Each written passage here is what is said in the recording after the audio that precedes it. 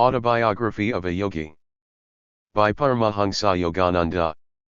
Chapter 2. My mother's death and the mystic amulet. My mother's greatest desire was the marriage of my elder brother. Ah, when I behold the face of Ananta's wife, I shall find heaven on this earth.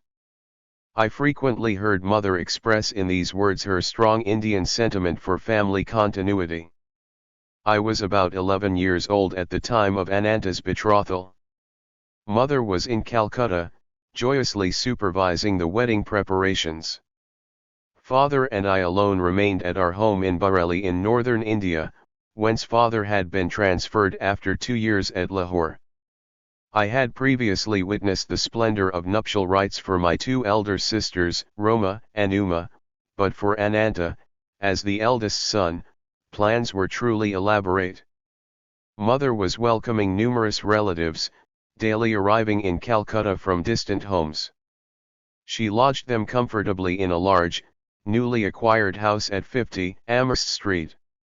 Everything was in readiness: the banquet delicacies, the gay throne on which brother was to be carried to the home of the bride-to-be, the rows of colorful lights, the mammoth cardboard elephants and camels, the English, Scottish and Indian orchestras, the professional entertainers, the priests for the ancient rituals.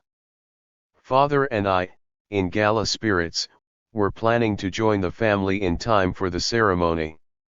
Shortly before the great day, however, I had an ominous vision. It was in Bareilly on a midnight. As I slept beside father on the piazza of our bungalow, I was awakened by a peculiar flutter of the mosquito netting over the bed. The flimsy curtains parted and I saw the beloved form of my mother. "Awaken your father." Her voice was only a whisper. "Take the first available train, at 4 o'clock this morning. Rush to Calcutta if you would see me." The wraith-like figure vanished. "Father, father. Mother is dying." The terror in my tone aroused him instantly. I sobbed out the fatal tidings. "Never mind that hallucination of yours." Father gave his characteristic negation to a new situation. "Your mother is in excellent health. If we get any bad news, we shall leave tomorrow. You shall never forgive yourself for not starting now." Anguish caused me to add bitterly, "Nor shall I ever forgive you." The melancholy morning came with explicit words: "Mother dangerously ill, marriage postponed, come at once." Father and I left distractedly. One of my uncles met us en route at a transfer point. A train thundered toward us, looming with telescopic increase. From my inner tumult, an abrupt determination arose to hurl myself on the railroad tracks. Already bereft, I felt, of my mother, I could not endure a world suddenly barren to the bone. I loved mother as my dearest friend on earth. Her solacing black eyes had been my surest refuge in the trifling tragedies of childhood. Does she yet live? I stopped for one last question to my uncle. "Of course she is alive." He was not slow to interpret the desperation in my face. But I scarcely believed him. When we reached our Calcutta home, it was only to confront the stunning mystery of death. I collapsed into an almost lifeless state. Years passed before any reconciliation entered my heart. Storming the very gates of heaven, my cries at last summoned the Divine Mother. Her words brought final healing to my suppurating wounds. "It is I who have watched over thee, life after life, in the tenderness of many mothers. See in my gaze the 2 black eyes, the lost beautiful eyes, thou seekest." Father and I returned to Bareilly soon after the crematory rites for the well-beloved. Early every morning I made a pathetic memorial pilgrimage to a large chialai tree which shaded the smooth, green gold lawn before our bungalow. In poetical moments, I thought that the white chialai flowers were strewing themselves with a willing devotion over the grassy altar. Mingling tears with the dew, I often observed a strange otherworldly light emerging from the dawn. Intense pangs of longing for God assailed me. I felt powerfully drawn to the Himalayas. One of my cousins, fresh from a period of travel in the holy hills, visited us in Bareilly. I listened eagerly to his tales about the high mountain abode of yogis and swamis. Let us run away to the Himalayas. My suggestion one day to Dvarka Prasad, the young son of our landlord in Bareilly, fell on unsympathetic ears. He revealed my plan to my elder brother, who had just arrived to see father. Instead of laughing lightly over this impractical scheme of a small boy, Ananta made it a definite point to ridicule me. "Where is your orange robe? You can't be a Swami without that." But I was inexplicably thrilled by his words. They brought a clear picture of myself roaming about India as a monk. Perhaps they awakened memories of a past life. In any case, I began to see with what natural ease I would wear the garb of that anciently founded monastic order. Chatting one morning with Dvarka, I felt a love for God descending with avalanche-like force. My companion was only partly attentive to the ensuing eloquence, but I was wholeheartedly listening to myself. I fled that afternoon toward Nainital in the Himalayan foothills. Ananta gave determined chase. I was forced to return sadly to Bareilly. The only pilgrimage permitted me was the customary one at dawn to the Shialai tree. My heart wept for the lost mothers, human and divine. The rent left in the family fabric by mother's death was irreparable. Father never remarried during his nearly 40 remaining years.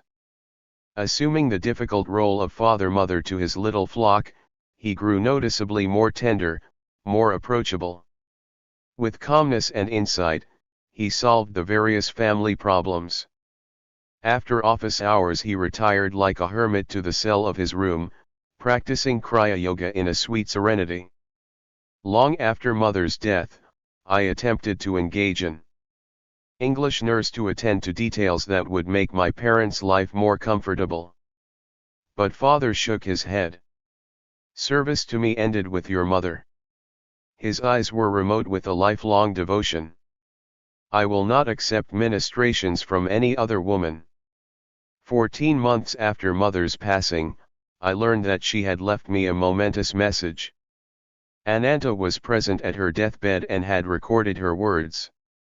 Although she had asked that the disclosure be made to me in 1 year, my brother delayed. He was soon to leave Bareilly for Calcutta, to marry the girl mother had chosen for him. One evening he summoned me to his side. "Mukunda, I have been reluctant to give you strange tidings." Ananta's tone held a note of resignation. "My fear was to inflame your desire to leave home. But in any case you are bristling with divine ardor. When I captured you recently on your way to the Himalayas, I came to a definite resolve.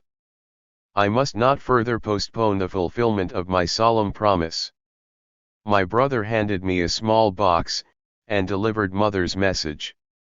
"Let these words be my final blessing, my beloved son Mukunda." Mother had said, "The hour is here when I must relate a number of phenomenal events following your birth. I first knew your destined path when you were but a babe in my arms. I carried you then to the home of my guru in Benares. Almost hidden behind a throng of disciples, I could barely see Lahiri Mahasaya as he sat in deep meditation. While I patted you, I was praying that the great guru take notice and bestow a blessing. As my silent devotional demand grew in intensity, he opened his eyes and beckoned me to approach. The others made a way for me. I bowed at the sacred feet. My master seated you on his lap, placing his hand on your forehead by way of spiritually baptizing you. Little mother, thy son will be a yogi. As a spiritual engine, he will carry many souls to God's kingdom. My heart leaped with joy to find my secret prayer granted by the omniscient Guru. Shortly before your birth, he had told me you would follow his path. Later, my son, Your vision of the great light was known to me and your sister Roma, as from the next room we observed you motionless on the bed. Your little face was illuminated, your voice rang with iron resolve as you spoke of going to the Himalayas in quest of the divine. In these ways, dear son, I came to know that your road lies far from worldly ambitions. The most singular event in my life brought further confirmation, an event which now impels my deathbed message. It was an interview with a sage in the Punjab. While our family was living in Lahore, one morning the servant came precipitately into my room. Mistress, a strange sadhu is here. He insists that he see the mother of Mukunda. These simple words struck a profound chord within me. I went at once to greet the visitor. Bowing at his feet, I sensed that before me was a true man of God. Mother, he said, the great masters wish you to know that your stay on earth will not be long. Your next illness shall prove to be your last. There was a silence, during which I felt no alarm but only a vibration of great peace. Finally he addressed me again. You are to be the custodian of a certain silver amulet. I will not give it to you today. To demonstrate the truth in my words, the talisman shall materialize in your hands tomorrow as you meditate. On your deathbed, you must instruct your eldest son Ananta to keep the amulet for 1 year and then to hand it over to your second son. Mukunda will understand the meaning of the talisman from the great ones. He should receive it about the time he is ready to renounce all worldly hopes and start his vital search for God. When he has retained the amulet for some years, and when it has served its purpose, it shall vanish.